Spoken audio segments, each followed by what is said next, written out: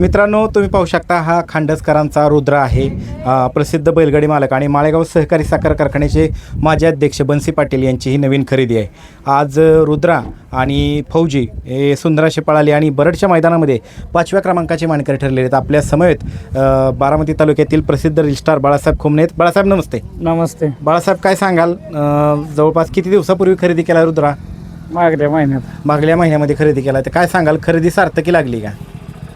खरेदी सार्थक लागली. आता 5 मैदानात बोलायला ते 5 मैदानामध्ये तुमच्याकडे आल्यापासून जेवढ्या मैदानामध्ये तो पळाला त्या मैदानांमध्ये तो बोलायलाच आहे. बरं. आणि तुम्ही आल्याला मगाशी मला भेटला सेमीच्या वेळेस मी आलो होतो. त्यावेळेस तुमची चर्चा चालली होती की फोनला दमच नाही म्हणत होता तुम्ही. नक्की काय विषय की फोनला का दम नाही, फोन का बंद करून ठेवलेत? आता कसं असतं, आषाढी वारीला कसं पांडुरंगाचं वेळ लागतं, तसं बैलगाडी क्षेत्रात ज्याचा पळतोय त्याच्या पाठीमागे 100 फोन येतात. तसंच आहे, आपण बैलगाडी क्षेत्रात माणसाने जेवढी देवाची पूजा करते तसं शंकराचा वाण नंदी आहे. तसंच ज्या बैलगाडी मालकाच्या दारात नंदी असतो त्यानेच पूजा करावी. तसंच आपण पूजा देवाची करण्यापेक्षा स्वतःच्या दारात जो नंदी त्याची पूजा करावी. यश हे 100% 100%. काय कोणाची पारख आहे रुद्राची? ती पारक बंशीदाजी, मी, आप्पा बैठे आणि शनी शिंगणापूरचा अनिकेत आणि किशोर ड्रायव्हर संभाजीनगर. पुनावळ्याचा फौजीच का निवडला पायरा? नियोजनाचा बादशाह आसूचा म्हणतात का ना, अजित शेठ, ती म्हणायचे आज फौजीच घालायचा. फौजी घालायचा म्हणलं की आम्ही मुंबईमध्येच होय म्हणून सांगितलं. बरं. आणि त्या पद्धतीने नियोजन झालं. त्या पद्धतीने नियोजन आणि गुलालाचाच मानकरी, गुलालाचा मानकरी झालेला आहे. काय कसं काय 61 फाट्याचं हिंद केसरीचं नियोजन कसं आहे? बैलपोळा हिंद केसरीचं नियोजन कसं आहे? आता काय झालेलं या म्हणजे त्याच्या आज खरा 1 नंबर आपला झाला असता. खालून गाडी 700 फूट जास्त पळत होती, पण त्याला चामखेळाला आधीच चामखेळ अशी मोठी झाली, तिथंच नेमकी खेळ लागली. बरं. त्याच्यामुळं आज 5व्या क्रमांकाचा आपण मानकरी ठरलो. पण नशिबात गुलाल आहे, गुलाल ही होणारच. गुलाल मिळाला ह्याच समाधानी 5वा, कारण की गुलालासाठी संघर्ष खूप करायला लागतोय आणि तो मिळालाय.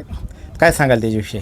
नाही, गुलाल हा आमच्या जसा सोमेश्वरला मानाचा गुलाल तसा बैलगाडी क्षेत्रात आज मी म्हणजे मागलं बी बरेच काळ गाजावलाय आणि आता बी आल्यापासून गुलाल काय अंगाचा तुटलेला नाही. शॉटगनने बी जास्त गुलाल दिला आणि आता रुद्रा बी त्याच्या पाठीमागे जास्त गुलाला ते. बरं, चालतंय बाळासाहेब, तुमचं अभिनंदन.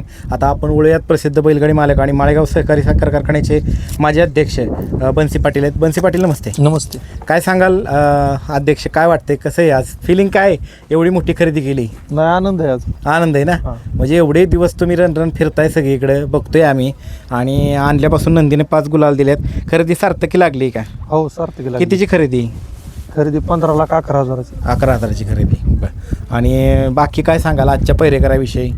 पायरा चांगलाच होता. आमचे मित्र अधिक त्यांनी ते नियोजन केलं होतं, त्यांनी त्याच्यामुळे त्यांना नियोजनाचा बादशाह. सकाळच्या म्हणजे 7 वाजेपर्यंत तरी मैदानासंदर्भामध्ये एवढी बैलगाडी मालकांना म्हणजे शाश्वत नव्हती की बाबा काय आता पुढचं निसर्गापुढं कोणाचं काय चालू शकत नाही. पण ज्यावेळेस उजाडलं आणि ज्यावेळेस मैदानाची पाहणी केली आयोजकांनी आणि ज्यावेळेस तुम्हाला सकारात्मकता पुढनं आली त्यावेळेस काय वाटत होतं? एवढं नियोजन टाईट केलंय, रात्री काय वाटत होतं? नाही, शेवटी निसर्गाच्या पुढं कोणीच काय करू शकत.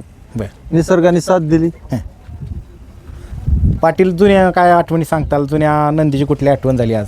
बिरजा पाळायचा, आमचा बब्या पाळायचा. बरं. 2-3 बैल पळत होती, त्यांची आठवण झाली आज सगळ्यांची. बरं. पुन्हा एकदा बन्सी पाटील नादात आले. तुम्ही मागं जेजुरीच्या मैदानातली एक बाईट पाहिली असेल, त्यानंतर आता बन्सी पाटलांची दुसरी बाईट होती. म्हणजे एवढ्या मोठ्या सहकारी क्षेत्रामध्ये माळेगाव सहकारी साखर कारखाना बारामती तालुक्यातला एक मोठा सहकारी साखर कारखाना म्हणून ओळखला जातो. बऱ्याच गावांचं संलग्न हा कारखाना आहे. सोमेश्वर आणि हे 2 कारखाने महाराष्ट्रातले टॉपचे सहकारी साखर कारखाने आहेत आणि या 2 कारखान्यांमध्येच ऊसाचे दर देण्यासंदर्भात पण शर्यत लागलेली असते आणि कोण जास्त दर देतं ह्याच्याकडे सगळ्यांचं लक्ष असतं.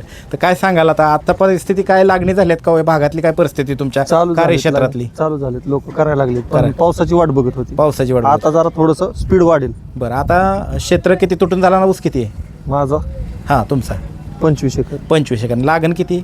25 एकर. 25 एकर. आणि बाकीचं? नाही, बाकीचे भुसार वगैरे घेत. बरं. किती टोटल क्षेत्र किती? 70 एकर. 70 एकर क्षेत्र आहे. बरं, चालतंय. आणि नंदींना खायला वगैरे करता का नाही भुसारमध्ये? तरी भरपूर आहे. भरपूर आहे. बरं, चालतंय.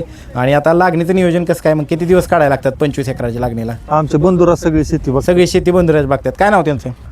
रवींद्र भाऊ आहेत. बरं बरं चालते. तुमचं अभिनंदन आणि तुम्हाला शुभेच्छा. पुढच्या मित्रांनो, आपल्या समवेत आहेत कोराळे खुर्द गावचे माजी सरपंच, त्याचबरोबर ती अखिल भारतीय बैलगाडी संघटना बारामती तालुक्याचे कार्याध्यक्ष, प्रसिद्ध बैलगाडी मालक गोरख मामा खोमनेत. मामा नमस्ते. नमस्ते. मामा, काय वाटते बघितल्यानंतर रुद्राकडनं कोणाची आठवण झाली रुद्राला पळताना बघितल्यानंतर? रुद्राला पळताना बघितल्यावर आमच्यात बी राजा म्हणून माझा बैल पळायचा. बर. असंच पाहुण्याने खरेदी केलेली. बर. मी ते 3-4 आड माझ्या बारका एक कोण द्यावा म्हणून नाही हां. त्यांनीच वारंगुळा केलता बर. दुधुबाईला. बर. आणि त्याच्यावर अंजनगावला बी त्यांनीच केलता. आज बी त्यांनीच वारंगुळा केलता माझ्या खोंडला. बर बर. माझ्या खोंडाची गाडी गेली म्हणजे चरली तासाकड. तेव्हापासून बघतोय रुद्रा माझा तो बैल पळायचा तसाच बैल पळतोय आणि त्यांना चांगला बैल लागला. म्हणजे त्यांच्या खरेदी पैसे जाय ना का, पैशाच्या मानाने खोंड तसा लागलाय. आजचं 1 नंबरच होतं. मी समोरनं चांगलं बघत होतो, पण त्याला जखम झाली. त्या चामखेळ्यात खेळ घुसल्यामुळे निम्म्यातच बैल थांबला. किती दिवसात कव्हर होईल? कवर एक 7-8-10 दिवस लागते ना त्याला कव्हर व्हायला. बरं. हा, कवर झाला तर तो फक्त ह्या खांदापासून बदलून जपला तर तो डावीला पळतच. बरं.